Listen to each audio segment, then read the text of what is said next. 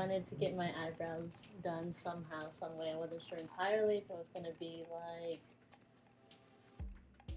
microblading or something else, but I've seen the results that like have been done to my cousins and family members that they've come here before, and I've loved it, and I've been dying just to get it done, but I wasn't sure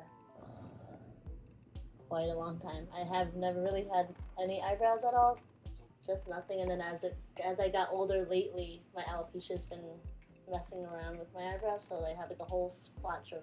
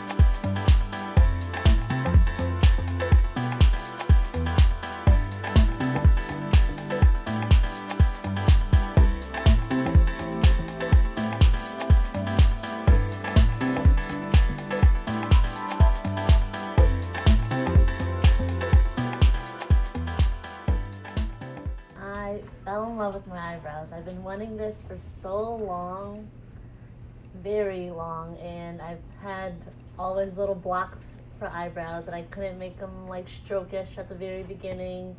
So it was always just a solid square at the very beginning of my eyebrows, and it gave me no shape to my face, and I'm actually really excited to have eyebrows now. And experience was really good. Phoebe was really professional through everything, and she made sure I was okay. Wasn't bad experience at all.